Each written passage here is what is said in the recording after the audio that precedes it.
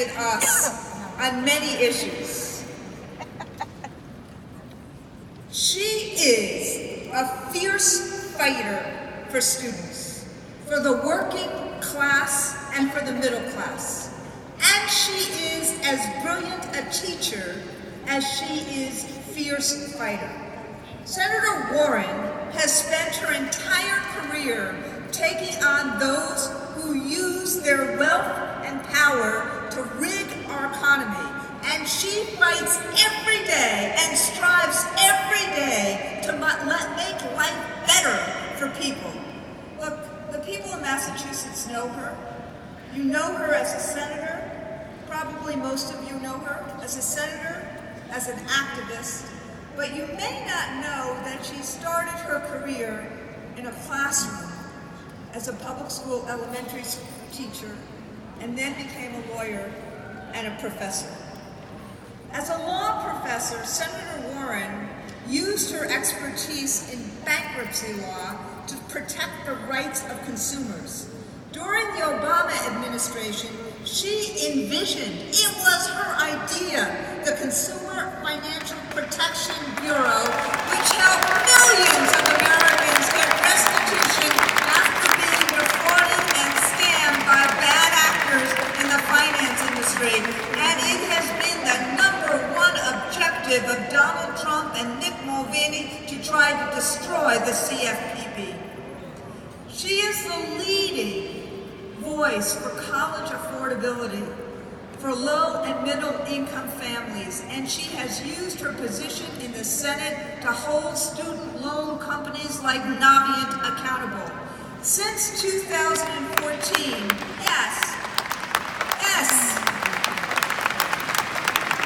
since 2014, the AFT has worked with her closely on our Higher Ed Not Debt campaign, and we have supported her efforts for student loan forgiveness, free community college, and debt-free education.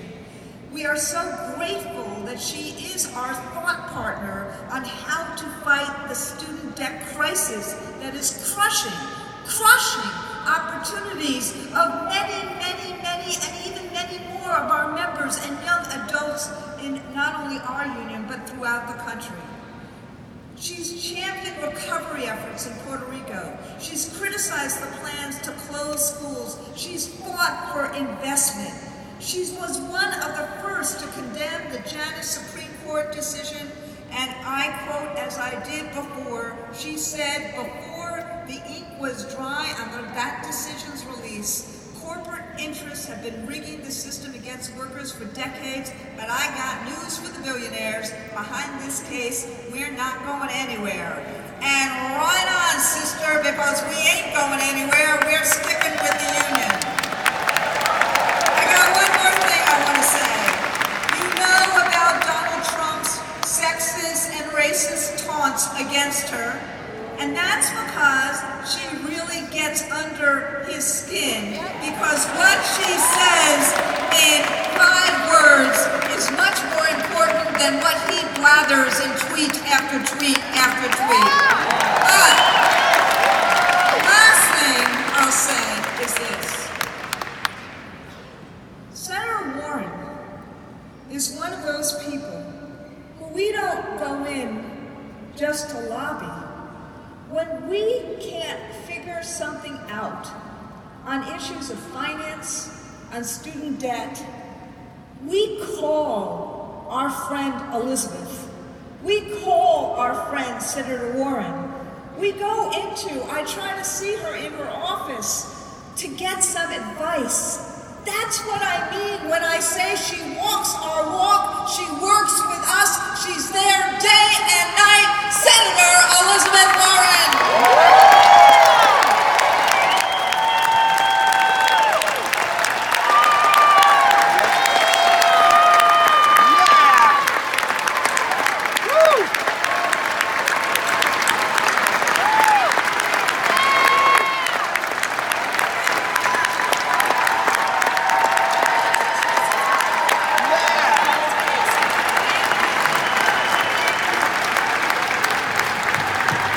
Thank you.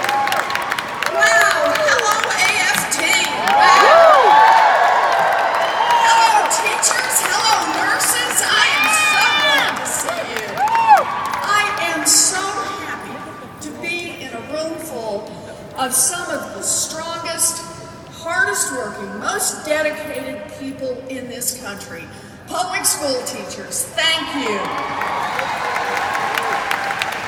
And let's hear it for the dedicated members of their communities in community hospitals, in nursing homes, and across the country, the AFT nurses and health professionals. Thank you. Thanks for all you do. You all have to understand, I never thought I would end up in politics, not in a million years. But when I ran for office, I quickly found out that no one does this alone. I learned that to be effective, it's critical to have allies who know how to get the job done. So I want to give a very special shout out to my partner and to my friend who is fearless, who is determined, who is smart, and who fights every day for the future of America's children. Your President, Randy Weingarten.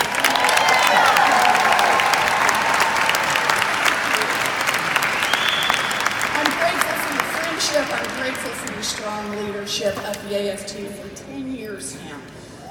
You know, the mark that a teacher makes on a child's life runs deep.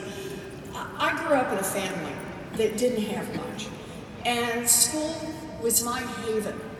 Even today, all these years later, I can still remember Mrs. Lee's classroom at Woodrow Wilson Elementary School in Norman, Oklahoma. Do I have my Okies out there? Good.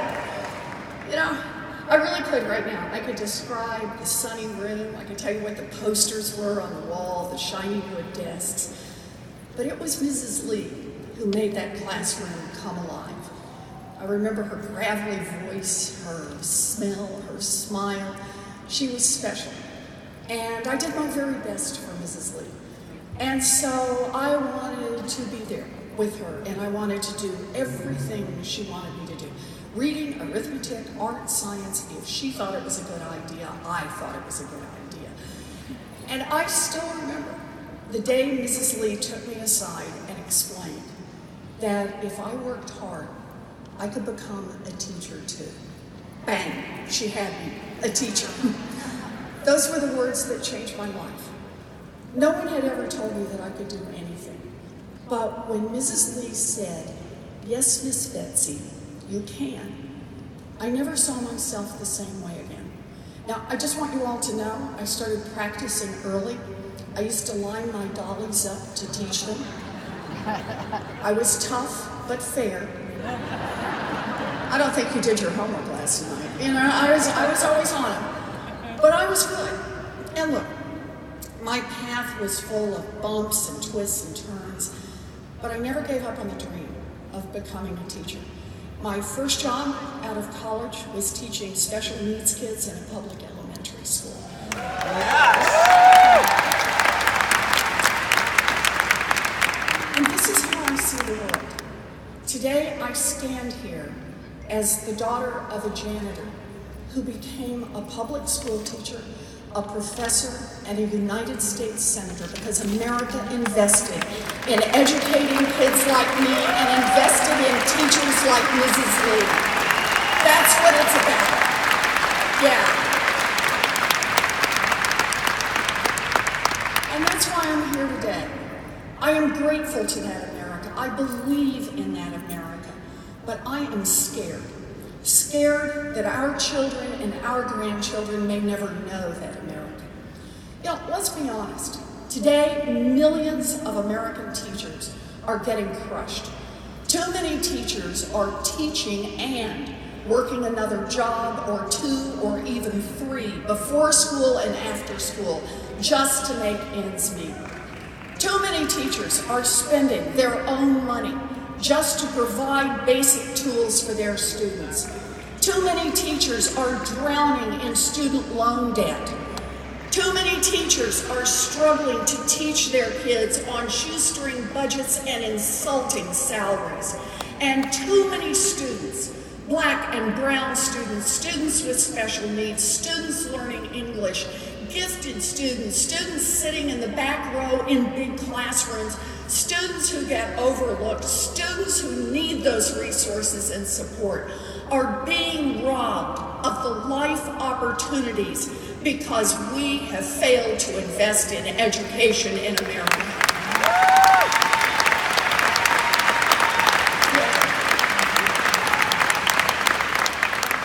America is failing our teachers, and when we fail our teachers, we fail our students and we fail our future.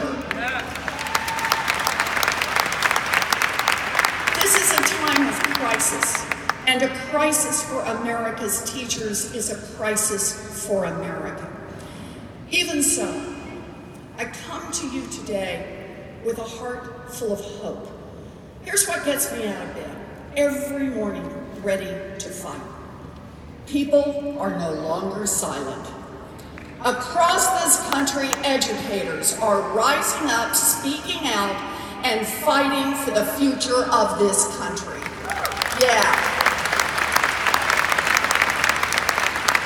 From West Virginia to Oklahoma to Kentucky to Colorado, Arizona, teachers are rising up with a simple message: enough is enough.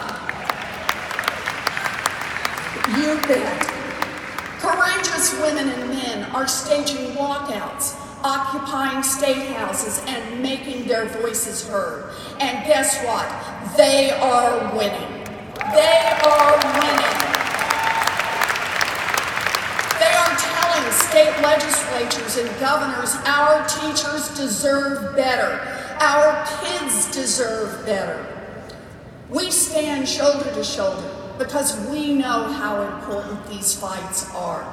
I know that the teachers in this room won't stop fighting until our children and this nation come out on top. Yeah.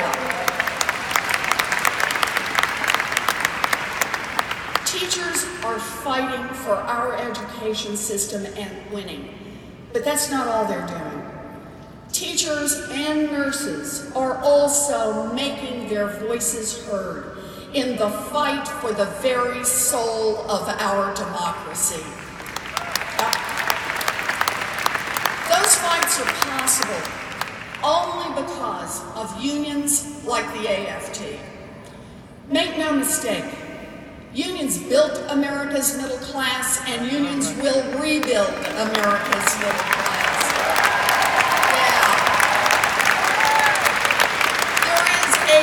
Reawakening of the labor movement, and it's sweeping all over this nation. So why unions? Why join with others? Why pay union dues? Here's why. Because if we want to win, we need to act together. We need our unions. Understand, right now we are up against powerful forces. We're up against billionaires and giant corporations that understand that if they spend some money lobbying and maybe a few public ad campaigns, they can get richer. They can pay less in taxes. They can cut special deals with Congress or state legislatures. They can bend the rules so everyone else picks up the bill. And shoot, if those cuts and twists mean there's not enough money to educate our children, or that young people graduate from college drowning in student loan debt, or that no teacher gets a chance to buy a home or build a retirement, hey, their view is, so be it. If everyone else gets thrown under the bus, our kids, our teachers, our families, it's of no consequence to them, just so long as they get richer. And boy, have we watched that happen over and over and over. Throw everyone else under the bus. But here's the deal. They have more money than we do, and they have more concentrated power than we do. But there's a whole lot more of us than there is of them.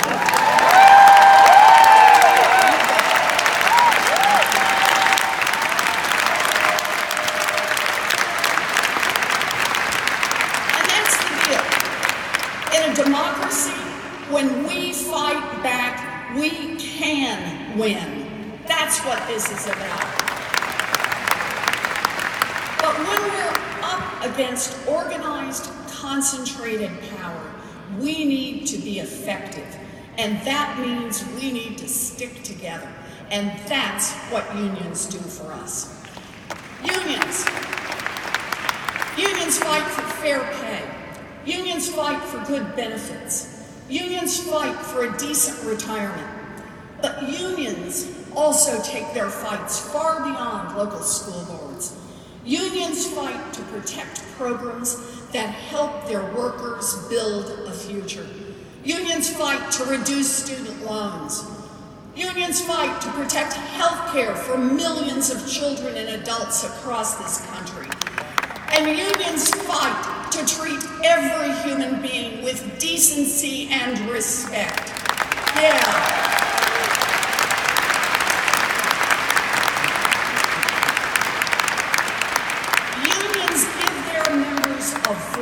A voice in their workplaces, a voice in their communities, and a booming voice in all corners of democratic life.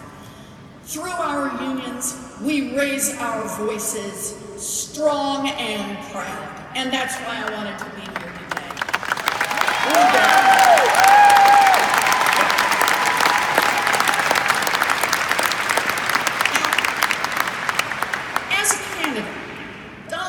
Talked a good game when it came to working people. And I want to quote him. I actually want to quote him on this. Here we go. The American worker will finally have a president who will protect them and fight for them. Working people. Yeah, well, that turned out to be a bold-faced lie. Once he was elected, President Trump launched an all-out war on unions and on the workers who will have no strong voice without their unions. Why? Why attack unions? I'll tell you why. Because our country was founded on a core principle: government of the people, by the people, for the people. Unions demand that our government live up to those principles every single day.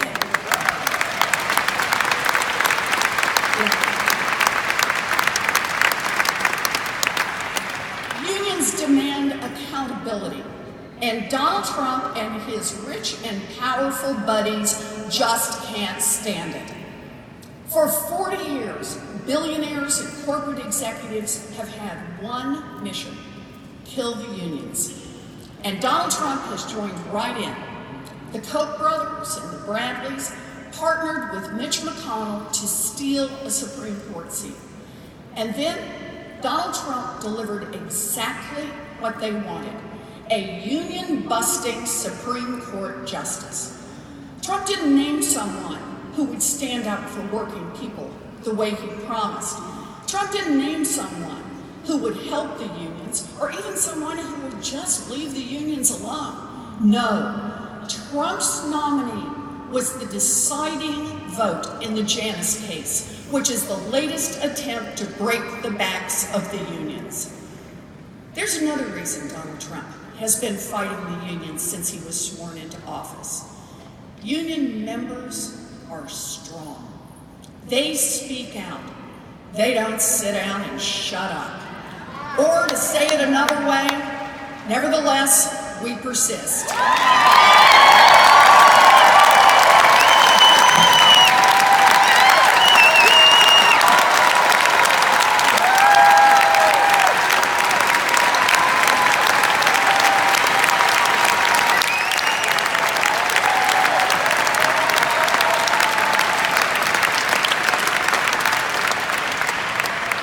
And that is what we need now. As this administration wages an all-out attack on our democracy, your voices are needed now more than ever. You all have been on the front lines fighting to lift the voice of the American people over the chaos of this administration. You took to the streets during the Women's March, the greatest protest rally in the history of the world. You did it. You showed up at airports to protest President Trump's racist Muslim ban. You did. You stormed the halls of Congress to help save the Affordable Care Act. You taught our students how to call out bigotry when hate was in the headlines after Charlottesville. You led the fight against Betsy DeVos and her radical anti-public school agenda.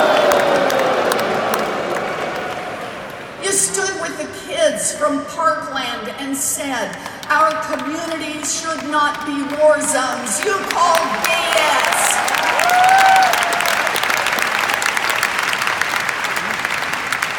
You have said loud and clear that the American government should not separate desperate mothers from their children.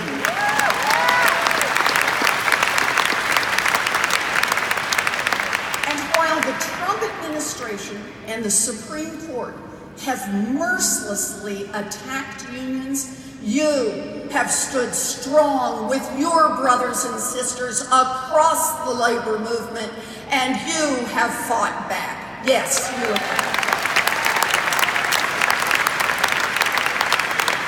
You are in all of these fights, and I am proud to fight shoulder to shoulder alongside you.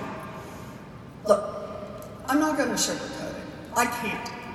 This fight is going to be an uphill battle. We saw that last month when the Supreme Court sided with union busters over workers in AFT versus Janus. We have a fight on our hands, a huge fight, an historic fight. Billionaires and corporate CEOs want to rig the system even more in their favor, and they want to turn back the clock on decades of progress in this country. And this Supreme Court nomination that's pending shows us again that this is going to be the fight of our lives. But we've got a message for them. Our country is not for sale.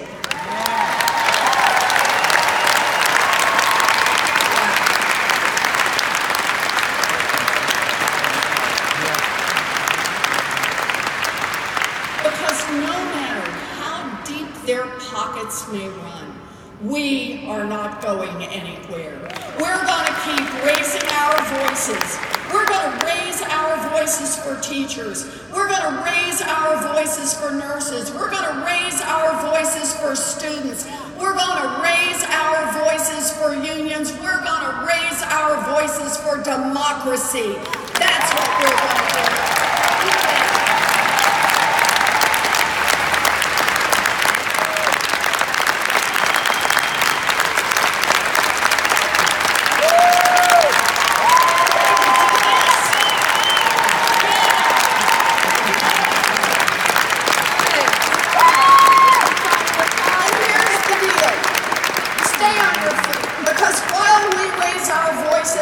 We're going to organize like we have never organized